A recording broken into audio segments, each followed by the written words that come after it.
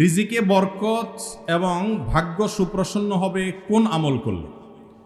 ভাইরা আমার, এই যে শবে বরাত আসছে, ভাগ্যে ভালো কিছু লেখা হয় শবে বরাতে, এই বিশ্বাস থেকে হুমড়ি খেয়ে মানুষ মসজিদে আসে, ঠিক না ঠিক? ভাগ্যে ভালো কিছু লেখা হয় কবে?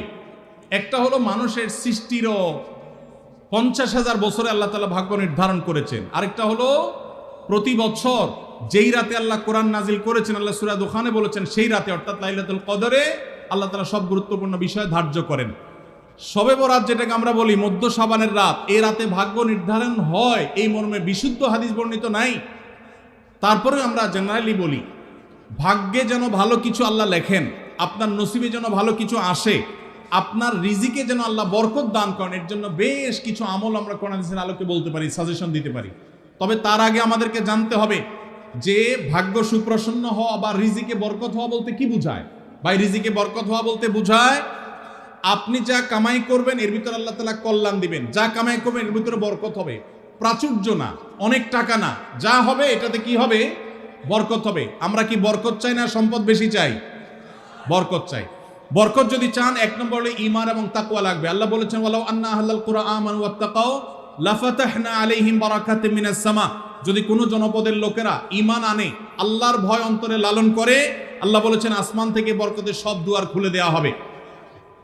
এজন্য ভাই, ঈমান যদি থাকে, তাকওয়া যদি থাকে, গুনাহমুক্ত জীবন গড়ার সংকল্প যদি থাকে, বরকত আসবে জীবনে। নাম্বার 2, ইস্তেগফার বেশি বেশি করলে, আল্লাহ বলেছেন সূরা নূহের মধ্যে, যদি কেউ ইস্তেগফার করে, নূহ আলাইহিস সালাম তার জাতিকে বলেছেন ফাকুল তুস্তাগফিরু রাব্বাকুম ইন্নাহু কানা গাফফারা ইউরসিলিস সামাআ আলাইকুম মিদরারা ওয়া ইমদিদুকুম বিআমওয়ালিন ওয়া বানিন ওয়া ইয়াজআল লাকুম জান্নাতিন ওয়া ইয়াজআল লাকুম আনহারা। আল্লাহ নবী নূহ আলাইহিস সালাম বলেছেন, আমি আমার জাতিকে বলেছি তোমরা আল্লাহর কাছে ইস্তেগফার করো, ক্ষমা প্রার্থনা করো। বেশি বেশি ইস্তেগফার করলে আল্লাহ তাআলা রিজিকের মধ্যে বারাকা দিবেন, অভাব দূর করবেন, সম্পদে এবং সন্তানে আল্লাহ তাআলা বরকত দান করবেন। তাহলে 2 নম্বর আমল হলো ইস্তেগফার করা, রিজিকে বরকত হবে ইনশাআল্লাহ। নাম্বার 3, শুকর আদায় করা। আল্লাহ বলেছেন লা ইন শাকারতুম লা আযীদান্নাকুম। আপনি কোনো কিছু পেয়েছেন, আলহামদুলিল্লাহ বলেন, যা পাইছেন শুকর আদায় করেন, আল্লাহ নিয়ামত বাড়ায় দিবেন।